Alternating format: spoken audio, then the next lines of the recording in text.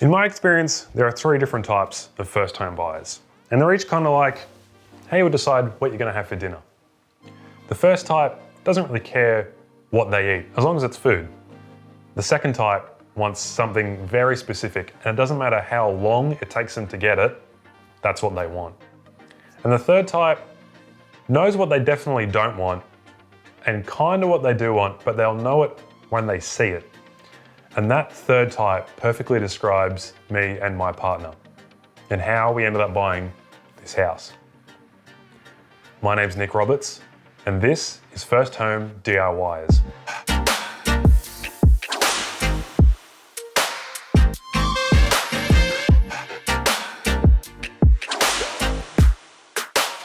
Now, first of all, let's talk about the criteria that we had when we were looking for our first home.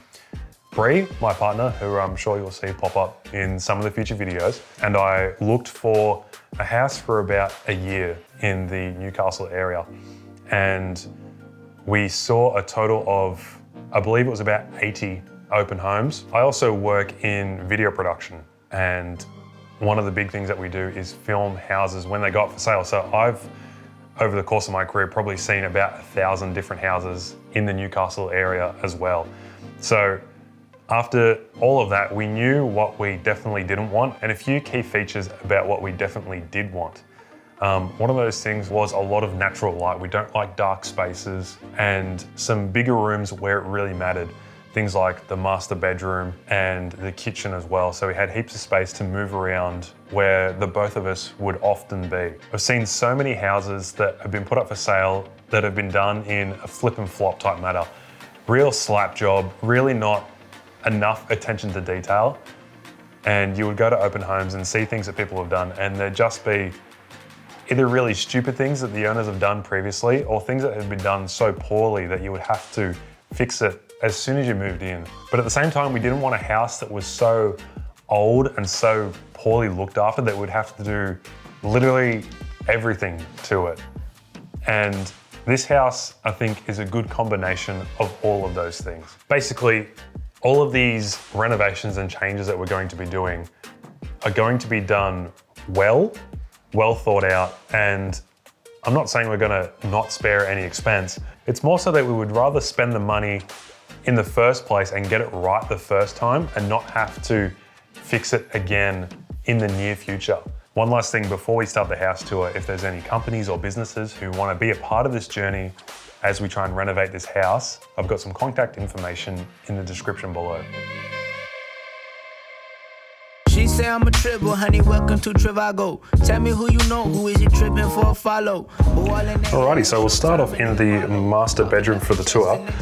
Bre and I both really love this room. One of the main criteria, as I said before, when we were finding our first house was a lot of light, and you can see we've got this really nice big bay window that's beautiful in the morning. Just the light that comes through is incredible, and got enough storage for both of us, which is also really good. So yeah, that's the master bedroom. Move on. So right next door to the master bedroom is the second bedroom. We're using it as a guest room for the moment, and a little bit of storage as well. As you can see, Bre's giant Yoshi in the corner. But it's relatively small. We've got a double bed in here, and there's still just enough room to move around, but you couldn't really fit much else in here. Just a smaller cupboard there, but it's still a relatively decent size, you know, big enough for guests and storage and that kind of thing. And then on to the third one, which is pretty much a mirror image of the second bedroom. We've got basically the same size cupboard, and the room for scale is about the same size. As you can see, I'm using it as my study computer room. This room's really nice. Get some really nice views out that window there. Light coming in the afternoon, as you can see. And yeah, just another really nice sized bedroom. Now we're in the only bathroom in the house. There's only one bathroom and one toilet in this house, which is probably the only real downside that we can see to this house. Ideally, you'd have like an ensuite or at least a second toilet or something like that, but it does the job for us. There's only 2 of us here. The best thing about this is that it's actually been, as you can see, renovated pretty recently. I'm not sure exactly when, but in the past couple of years. Floor to ceiling tiles, new vanity, new pretty much everything, nice shower, which fits me under it, which is usually pretty rare. And it's a nice little break from the rest of the house as you sort of feel a bit stuck in the 70s with this carpet, but coming in here is a breath of fresh air. Bathrooms and kitchens are the most expensive things to renovate in a house. And the fact that the bathroom is already done to such a good standard means that it saves us easily 15 grand in the long run just in renovations. Next up is the main foyer or entrance area. There's the front door right there. Comes into this wide sort of space here. And we've got some tiles on the ground that are also pretty ugly. So they're on the list to get rid of. But this leads down towards the other bedrooms and bathroom. And this opens up into this huge big sunroom. This originally, I believe, was just as a lounge room, and this is probably what we'll do with it as well. The sun coming in the morning is really nice, just leaving lines of sun across the floor. Showing about the carpet, we've also got some really nice views that look out across the valley as well. You'll notice a common theme throughout most of the house. There's some really, really ugly chandeliers, and not just one type, just multiple different ones. There we go, there's another one. And another one, lovely. And the same one in the foyer as well, fantastic. Another great part about this house is the 9-foot ceilings as well. I'm pretty tall at 6'6", and the high ceilings just give me a bit more headroom, apart from in these chandeliers, which I hit my head on.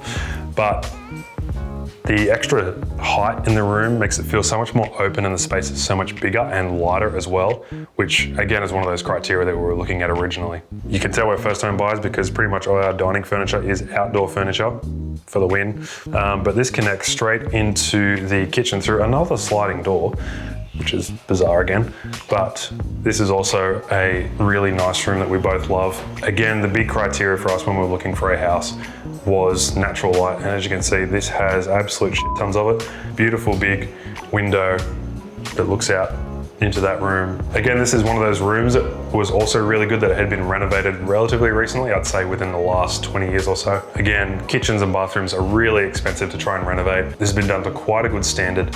So we're really happy with this, and everything is pretty good except for the other side of the big oil heater, which is also going to go relatively soon, hopefully. Which brings us out into the room that we probably use the most. This was the back living room, TV room, lounge room, whatever you want to call it. This was actually added onto the back of the house about 6 years after it was built. You can tell by the brick wall there, and that would have been the external wall. These would have been the stairs heading down to outside. And as you can see, just heaps of natural light. Another split system aircon. And these is also a really big bonus and something that's quite expensive. These are electronic shutters. There we go. Which pretty much block out all the light, which is really good in the summer, which most recently we've been through the hottest summer on record. And these are on all of these west-facing windows of the house. So these two big ones, the ones in the study, and for some reason the one that's above the bathroom. As I said before, these would have been the original outside stairs of the house. And this opens out into the rumpus room, which we currently use as just like a games room whenever I have the guys over for D&D games and things like that. And welcome to what I think is the ugliest part of the house, apart from the carpet, are these red tiles. Isn't that disgusting? I can't wait to get rid of these. I mean, whenever we bring people through the house, it's 50-50 as, yeah, you should keep those, or, ooh, no, get rid of those. So we want to get rid of them. The other thing that I don't like about this room, seeing as it's a regular height ceiling, is I hit my head on these lanterns. And again, they are ugly. And then from here, this goes into the laundry and then into the garage beyond. Another thing that really drew us to this house was the space that's underneath here. We really liked everything that was already upstairs, but a 2-car garage plus extra space is really good. And then through here is pretty much the whole underside of the house. The previous owner put down a concrete slab here and put in these steel beams so that the brick piers could be removed and it would support the whole house and use it as a workshop. As you can see, it's an absolute mess at the moment, but I've got big plans as well to turn this into a workshop. And it's just a great addition. You know, if you're looking at a house that was slab on ground, you could not get to anything underneath it, but here you can get to literally anywhere underneath the house, which is great for doing repairs, adding in new cables, anything like that as well. If you remember when we were talking about the criteria that we had for a house, one of those things was not to have a pool. Well, we have a pool. The rest of the house was too good, and we have plans to get rid of this pool. Now it's pretty controversial. A lot of people said we should just keep it, but as you can see, it takes up a lot of the yard, costs a bit to run in chemicals and electricity, and we use it in Australia for 4 months of the year, and it was great when it was really hot in summer, but I think I can live without it. Well, both of us could live without it in the summer, and all the other months of the year, it's just an eyesore and in the way, and a bit of a pain, let's be honest. We've done a little bit of research and hopefully it is possible. It's gonna cost us probably between 5 to 10 grand to get rid of it, which is a cost that we're willing to put up. It's better than having to redo a bathroom or something like that, and it's gonna give us a nice big patch of grass. Something that both of us want is just a nice backyard, not a big pool stuck in the middle of it, which just leaves this undercover area down here. This is probably some kind of sitting or barbecue area, but to be honest, we're not a big fan of it. It's a bit ugly, and it's lower than the pool. I mean, it'd be theoretically a place where you come and sit after you've had enough in the water, but to be honest, we're just not a big fan of this whole pergola thing.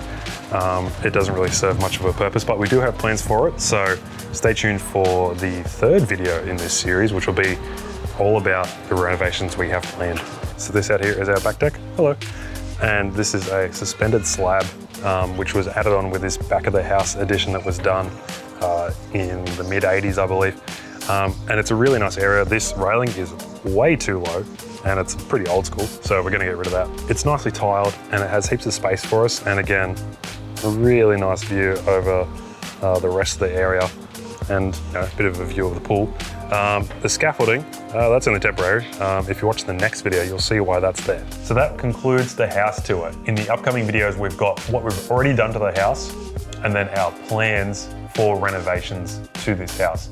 So make sure you subscribe and turn on notifications so you know when those videos come out. Follow me on Instagram, that'll be below, and also Bre's Instagram. And we'll see you in the next video.